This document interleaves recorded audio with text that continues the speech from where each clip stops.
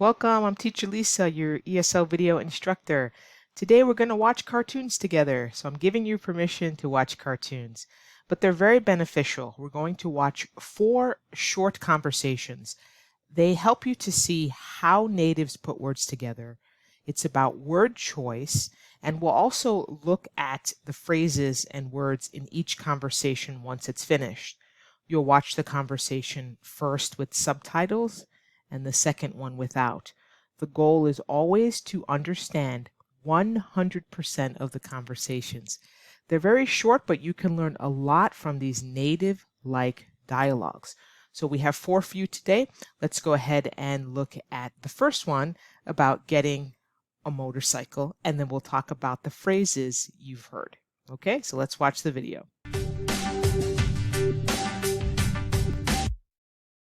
I'm thinking about getting a motorcycle. Are you crazy? Motorcycles are dangerous. I'll be careful. I really wish you would not get one. Why? What's the problem? I would be worried all the time. Okay, I won't get one. I'll find something else to do.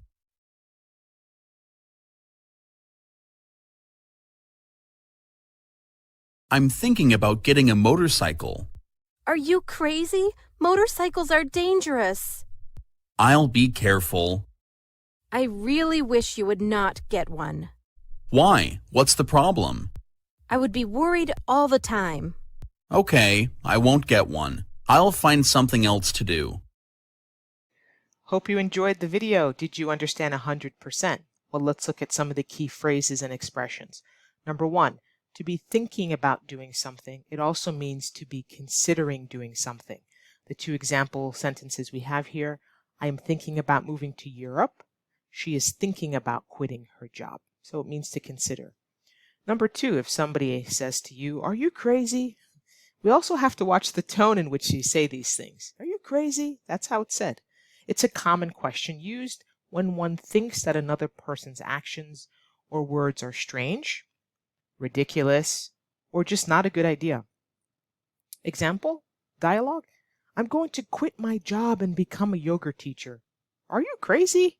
You hate exercise. Or this one: I think that our team can win the championship. Are you crazy? We are the worst team in the league. Okay, number 3, what's the problem? So that's a question asked to find out what is wrong. So I can say to you, what's the problem? Or what's wrong? It's the same thing. What's the problem? Or what's wrong? Let's look at some example. 1A, what's the problem? The printer is out of ink. What's the problem? We don't know yet. We're trying to find out. So it just simply can mean what's the problem. Again, you have to watch the tone, because if you're upset or irritated that somebody is not doing something, you might say to them, what's the problem? Right? Like, why is there a problem? What's wrong? Or it can be asked very concerning, in a concerning way. So I could say, what's the problem? So how you say it also can give meaning. All right, let's watch the next video. Let's sell the house. Why? I love this house. It's too much work to take care of. We raised 4 kids in this house. They're all grown up now. There would be no memories in a new house. We would make new memories. I really don't want to move, Carl. Okay, I understand. You talked me out of it.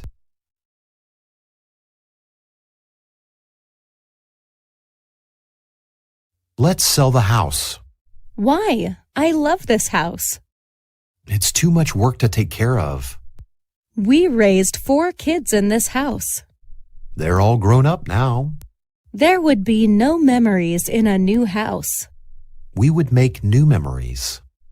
I really don't want to move, Carl. Okay, I understand. You talked me out of it. Okay, I hope you enjoyed that video. Let's look at the first phrase that we heard, to raise kids. It means to take care of and help promote the growth of children. This is a new phrase for many students and they get confused. So to raise kids, it means you're taking care of children. Here's the example. We raised 4 healthy kids. We should be proud. It is not easy to raise kids. So that's what it means. It just means you have kids and you're trying your best to help them to grow, to become healthy, productive adults. So raising kids, having kids, or taking care of kids. Number 2, to be grown up, to be an adult and fully developed physically. My children are all grown up. My son is grown up and married. So if somebody asks, how old is your son? You can ask, oh, he's grown up. He's all grown up. Or he's grown up already. Sometimes students don't know how to respond to that question. They try to think of the age, or, oh, you can say he's an adult or he's grown up. Oh, okay. It just means he's not 5 years old anymore. He's his own person. He's an adult. Okay, let's look at number 3. To talk someone out of something. It means to persuade. To persuade a person not to do something. We have 2 examples. My wife talked me out of buying a motorcycle. Mark talked Kathy out of quitting her job. So these are very native-like phrases. Okay, and that's it. So let's go to our next video. Let's watch the next one.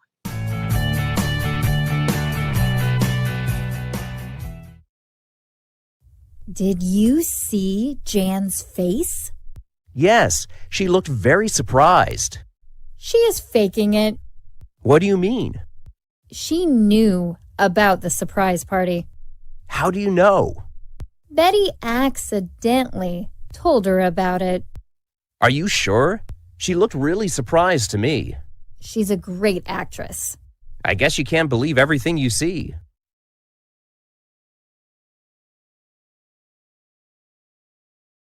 Did you see Jan's face? Yes, she looked very surprised. She is faking it. What do you mean? She knew about the surprise party. How do you know? Betty accidentally told her about it. Are you sure? She looked really surprised to me. She's a great actress. I guess you can't believe everything you see. Okay, I hope you enjoyed that video. So let's look at some of the expressions and phrases. To fake it means to pretend. I hate my job, but I fake it when I am at work. If you don't like your boss, you shouldn't show it. You should just fake it. So a synonym is just to pretend. Pretending that you like something, but you really don't like it. Pretending that you're happy when you're really sad. Just fake it. Number 2, accidentally, not on purpose, by mistake. He accidentally dropped his phone in the toilet. Uh-oh, don't ever do that. He accidentally hit me. So you can say, oh, I'm so sorry, it's an accident, or I did it accidentally. Number 3, to be a great actress. Now this is not literal. We're not saying this literally. It means a woman who is very good at acting. So you can also say a great actor if it's a man, but in this case, we're just using the female as the example. So we say she's a great actress, not literally. It's sarcastic, saying, looking at the examples, she's a great actress. Mary doesn't like them. She's just pretending. She's a great actress. Or somebody that's being very dramatic. We might say, oh, you're being so dramatic. You know, maybe you lost your car keys. You can't find your car keys. And you're looking all over the house. Oh my goodness. Oh, I can't believe it. I'm never going to find it. I'm going to call the police. Maybe they can help me look. You might say, calm down. Your keys are here somewhere. You're so dramatic. Or you might say, oh, she's such a great actress. Like, is she so concerned that she can't find her car keys that she's going to call the police? So it could be a way of overdoing it, over emotional, overly dramatic, or it could be you're pretending because you want sympathy or some kind of empathy. Like maybe your hamster died and you're crying and you're upset and you called in sick because your hamster died. you might say, oh my goodness, she's a great actress. Who cares about a hamster? So just to give you some additional examples. And I think that's it. Yep, let's look at the next video.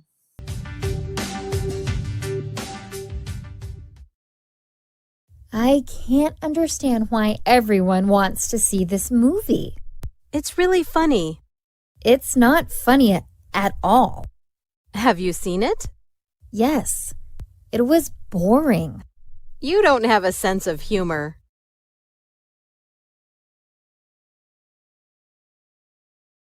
I can't understand why everyone wants to see this movie.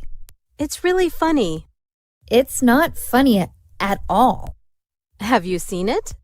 Yes, it was boring. You don't have a sense of humor.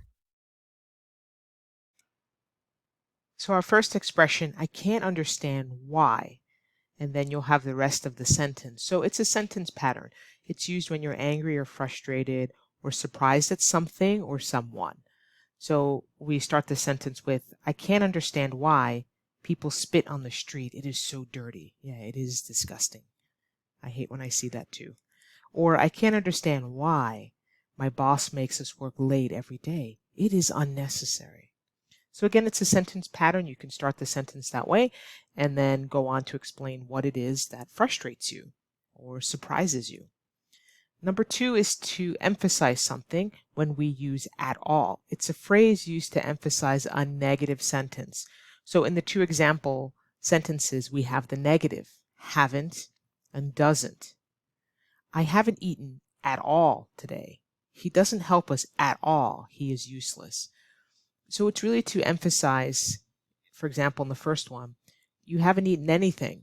You haven't eaten a cookie, a cracker, nothing. So you're really hungry. And the last one, he doesn't help us at all. And we like to really punch or hit the at all. It means he's not even a little helpful. So really emphasizing he doesn't help us. He's useless. And the last one, to not have a sense of humor, to not laugh a lot and to not understand jokes and why things are funny. So it really just means the person is very serious. It means they're very serious. He is too serious. He doesn't have a sense of humor. Mary is not fun. She doesn't have a sense of humor at all. Look, we have our at all to show emphasis here. So of course this really is not literal. It doesn't mean that the person never laughs, doesn't know what a joke is, doesn't find things funny. But in general, they don't.